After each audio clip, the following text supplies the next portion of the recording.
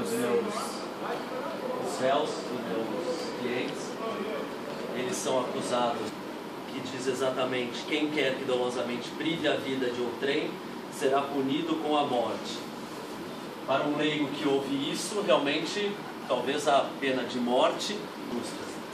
Mas vamos lembrar em que circunstâncias que isso de fato aconteceu. Isso não foi simplesmente um assassinato a sangue frio, né? Se fosse, eventualmente seria a pena mais cabível. O que aconteceu é que, na minha opinião, esses senhores são tão vítimas quanto o próprio morto. Inclusive, amigo íntimo deles, o Sr. Roger Wedgwood, em circunstâncias completamente alheias à vontade deles. Uma coisa é ter havido um homicídio com dolo, com a intenção, o que aqui eu não estou negando de forma alguma. Realmente houve um homicídio e houve dolo, houve a intenção. O que acontece nesse caso é que eles não tinham alternativa, né? Eles estavam simplesmente defendendo as próprias vidas. O que eu queria lembrar também é que, tanto do ponto de vista do positivismo, que foi o ponto de vista que o Ministério Público trouxe, quanto do ponto de vista do justnaturalismo, que é o que eu vou defender aqui, em qualquer um dos dois pontos de vista, os meus clientes têm que ser absolvidos de qualquer forma, né? Seja qual for o entendimento dos senhores. Do ponto de vista do positivismo, ele simplesmente não existia um contrato social. Rousseau mesmo escreveu um livro importante. Rousseau foi um dos maiores pensadores aí da sua época. Escreveu um livro onde ele retrata, a partir da hora que nós nascemos, existe um contrato social, independente de estarmos nós de acordo ou não, porque para vivermos em sociedade tem que existir regras. Muito bem. O que acontece é que eles estavam completamente isolados naquele momento. Era como se aquele contrato fosse rompido, como se não existisse esse contrato. Eles passariam de personalidade civil para pessoas naturais, né, completamente isolados. A gente tem que lembrar também que, quando eles tiveram contato com o mundo exterior via rádio, o que lhe foi dito é que o prazo que teriam para serem resgatados seria insuficiente para que eles estivessem vivos. Ou seja, naquele momento foi decretada a sentença de morte. Como é que os senhores reagiriam dessa forma? Então penso eu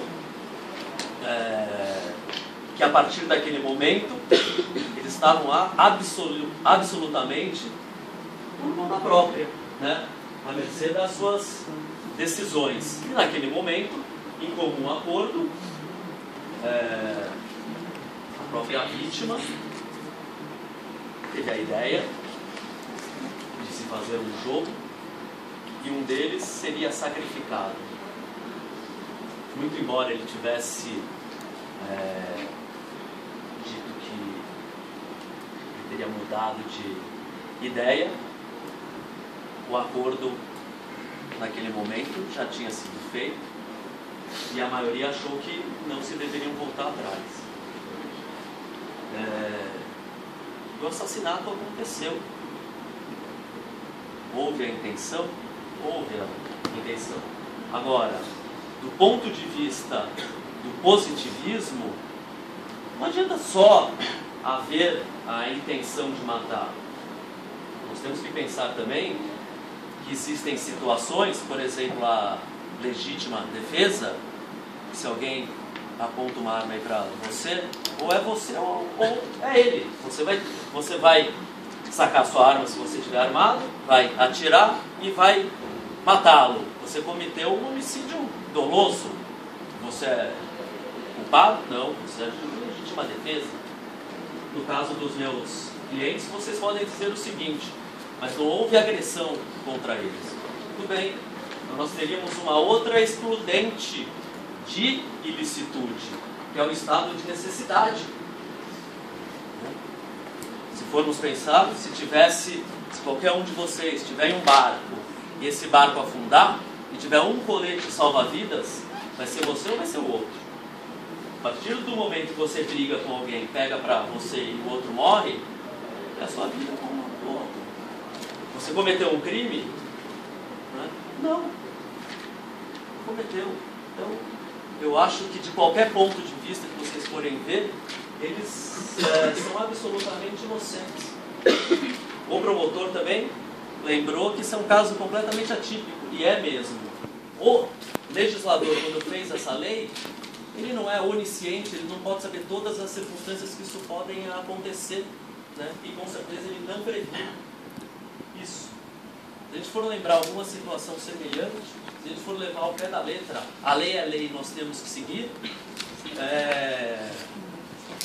Então todos os nazistas que cometeram aquele massacre que todos nós sabemos, depois foram julgados, eles deveriam ser absolvidos. Porque na época, eles estavam agindo de acordo com a lei. Não existia nenhuma lei que diria o contrário, que era crime matar. Né? Agora, todas as leis que são feitas contra a moral, elas não têm legitimidade. Né? Então, por todos os pontos aqui destacados, gostaria de pedir a total absolvição dos meus clientes, só para lembrar que se eles forem condenados, eles vão estar condenados duplamente, né? Porque passar o que eles